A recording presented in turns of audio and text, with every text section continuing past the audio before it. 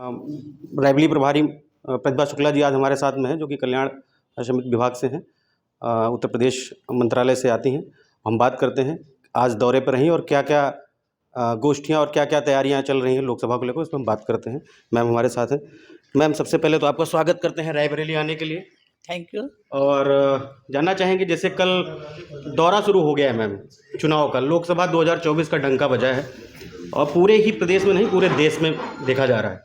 तो इस पर हम आपसे बात करने की कोशिश करेंगे कि, और ये जानने की कोशिश करेंगे, मंत्री होने के नाते कितना प्रेशर है पार्टी की तरफ से और कितना आप आनंदित महसूस करिए, क्योंकि जिस धरा पे आपको प्रभारी बनाया गया है, जिस धरती पे, इस धरती को, इस यहाँ से लोगों ने प्रधानमंत्री चुना है हमेशा, और विपक्ष ने भी एक तरीके से हुंकार भरना शुरू कर दिया। जो विपक्ष के नेता हैं, कई सालों से, विगत वर्षों से रायबरेली दौरा नहीं हुआ, और आने वाले समय में 2024 फरवरी 16 को उनका एक महामंच उनके हिसाब से है, जिसमें विपक्ष के कई नेता शामिल हो रहे हैं। तो उस पर क्या कहना चाहेंगे, और आप क्या क्या गोष्ठियाँ बनी हैं आपकी, उस पर आपका कुछ? इस पे हम ये कहना चाहेंगे कि भारतीय जनता पार्टी हमेशा कार्य करती है। जी मैम। आज की एक नई तैयारी नहीं है, हम लोगों का एक चुनाव होने के बाद दूसरी तैयारियां शुरू हो जाती हैं। जी। भारतीय जनता पार्टी का कार्यकर्ता निरंतर कार्य करता है, कोई ना कोई अभियान चलता है। देखिए, अभी मोदी जी की बहन आ रही थी, विकसित भारत का कार्यक्रम था, उससे पहले ग्राम चौपाल का कार्यक्रम था। सरकार हमेशा जनता के द्वार खड़ी है। ये जो आज का कार्यक्रम ग्राम चलो अभियान, इस तहत ही है। जो समस्याएं हैं, जो आपस में कहीं मतभेद हो, उसको दूर करने के लिए के कार्यकर्ता गांव-गांव में जा रहा है। जी मैम। कार्यकर्ता अपनी बात को समझा रहा है बिना किसी भेदभाव के अंतर्गत। तो हम ये कहेंगे कि जो इन मोदी जी की, हमारी पार्टी की जो सद्भावना है कि सबका साथ, सबका विकास, सबका प्रयास, इसको लेकर, इस मूल मंत्र को लेकर भारतीय जनता पार्टी चल रही है। तो लगातार हमारे काम हो रहे हैं। आज हमारा ग्राम चलो अभियान था और नारी सशक्तिकरण का कार्यक्रम था कि जो हमारे नारी को सशक्त करने की बात समूह के माध्यम से की जा रही है। हमारी नारी सशक्त हो, आत्मनिर्भर बने, अपने पैरों खड़ी हो, ये सरकार की मंशा है। और उसको क्या कोई अपराध ना हो, हर योजना का उसको लाभ मिले, सारी जानकारी देने के तहत समूह से भी वार्तालाप हम लोगों ने किया। तो इस तहत यहाँ पर रायबरेली में आना हुआ। जी मैम। तो हम ये कहेंगे कि हम लोग को तो सभी जगह जाना पड़ता है, रोज़ तो हम एक जगह नहीं खड़े हो सकते हैं। तो ये ज़रूर हम ये कहेंगे कि विपक्ष के पास अब कोई मुद्दा नहीं है। अभी बजट रखा जा रहा था जी, तो विपक्ष कुछ कह नहीं पा रहा था। विपक्ष का कहना है मैम कि उस पर कई ऐसी चीज़ें हैं जो गरीबों के लिए कुछ ऐसा बजट में नहीं है। क्यों नहीं है?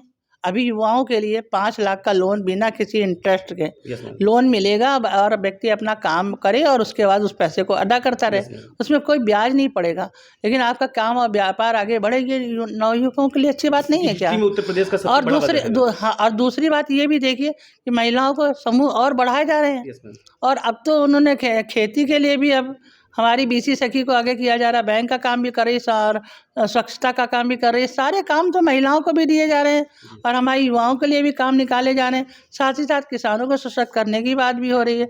बेटियों की सुरक्षा के लिए भी सुमंगला योजना में 10,000 बढ़ाने का प्राविधान कर दिया गया, 15 से 25,000 कर दिया गया है। और सबसे अच्छी बात तो यातायात सुरक्षा व्यवस्था के तहत भी अब हमारी नई बसें भी निकल रही हैं। साथ ही साथ अब एक प्रोविज़न भी और होने वाला है कि पैनिक बटन लग जाएगा। कोई समस्या आती है तो आगे दूसरे चौराहे पे हमारे मुख्यमंत्री जी कह रहे हैं यमराज खड़ा है, एक ने कोई गलती की, दूसरे में पकड़ लिया गया। तो हम पूरी सुरक्षा की बात तो की जा रही है। जनता और दोनों संत लोग हैं, उनका अपना कोई परिवार नहीं, भारतवर्षी उनका परिवार है, जनता के लिए काम कर रहे हैं। तो इतना सुनहरा अवसर है जनता के पास।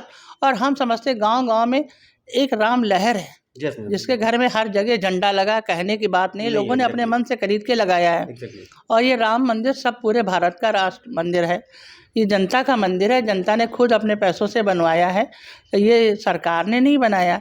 तो हम ये समझते हैं कि जनता इतनी खुश है, इतनी आनंदित है। कल हम लोग गए थे रामलला के दर्शन के लिए, जनता उमड़ पड़ रही थी, कितनी दूर से पैदल लोग चल के आ रहे थे और कितना खुशी मना रहे थे।